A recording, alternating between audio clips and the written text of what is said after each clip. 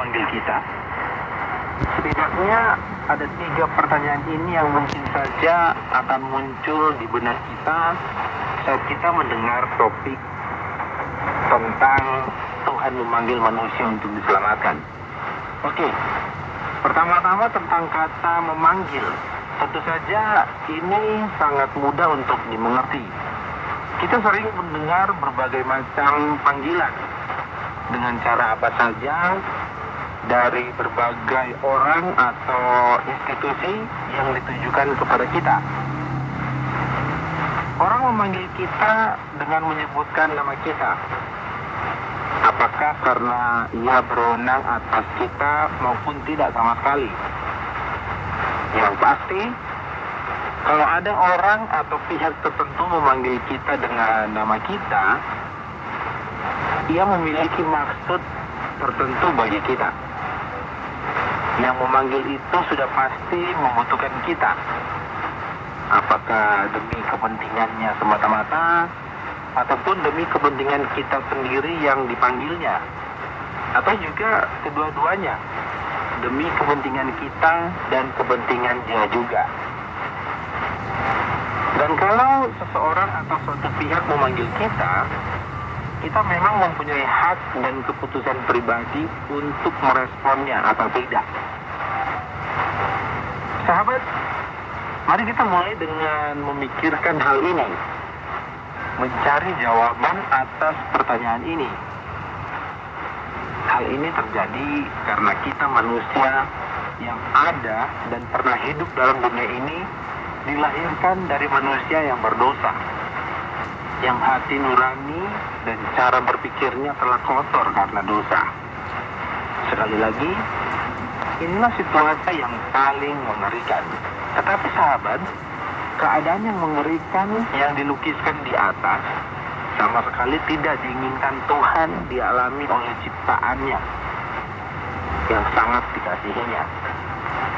Dan pada saat yang sama, manusia itu sendiri dengan segala kemampuan yang ia miliki dari segi apa saja tidak akan pernah sanggup melepaskan dirinya dari dosa. Juga manusia tidak akan pernah sanggup menyelamatkan dirinya dari hukuman yang bersifat kekal, yang disebut dengan hukuman maut itu tadi. Oleh karena itu, Tuhan sendiri berinisiatif untuk menyelamatkan manusia yang bakal sengsara selama-lamanya akibat dosa dan maut itu. Dengan kata lain, Tuhan Allah sendirilah yang bertindak menyelamatkan manusia. Hanya Tuhan yang bisa menyelamatkan manusia. Kalau begitu, bagaimana Tuhan Allah menyelamatkan manusia? Caranya adalah Tuhan mengutus Yesus Kristus sebagai penyelamat atau juru selamat, satu-satunya yang sanggup menanggung hukuman atas dosa manusia. Dengan demikian, kini semuanya sudah tersedia dengan diri Yesus Kristus yang sudah datang ke dalam dunia sejak 2000 tahun yang silam, yang sekarang dan selamanya tetap hadir dalam roh di dalam kehidupan ini. Di dalam dan melalui Yesus Kristus inilah manusia diselamatkan dari dosa dan maut itu. Hanya Yesus Kristus yang berkenan kepada Allah. Karena Yesus Kristuslah yang dalam istilah teologis adalah anak tunggal Allah. Kini dan setiap saat Allah Bapa memanggil manusia yang berdosa untuk secara pribadi datang kepada Yesus Kristus untuk menerima keselamatan yang tersedia itu. Sekali lagi, inilah panggilan Allah kepada manusia, siapa saja, Anda dan saya. Jelaslah, Tuhan memanggil manusia untuk diselamatkan dari dosa dan maut. Terimalah panggilan Allah yang istimewa ini untuk bertemu Allah sendiri di dalam diri Yesus Kristus. Terimalah anugerah ini selama kesempatan masih ada.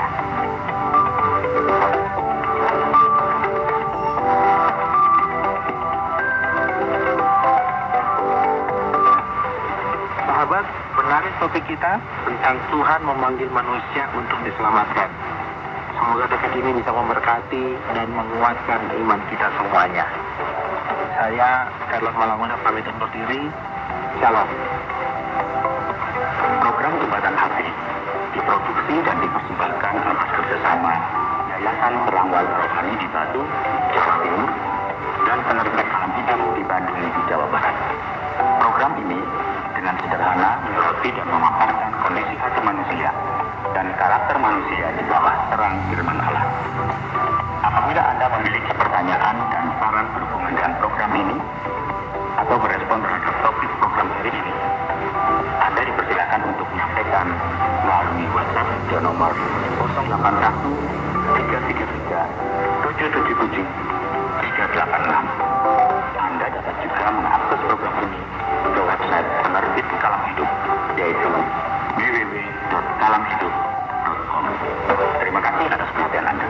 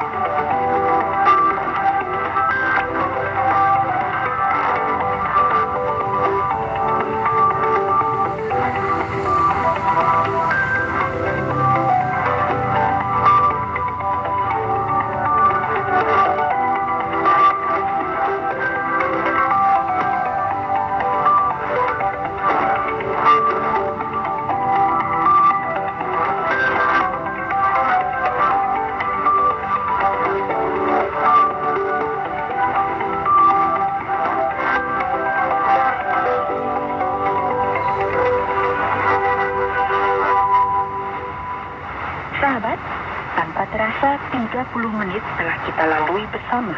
Saya mengajak Anda untuk tetap mendengarkan program Jembatan Hati, sebuah program yang berbicara tentang Allah Pencipta dan manusia sebagai umat ciptaannya. Di minggu depan, ada gelombang 25 meter atau frekuensi 11.965 kHz. Pukul 17.30 waktu Indonesia bagian Barat. Inilah KTWR Adrenang Kuang.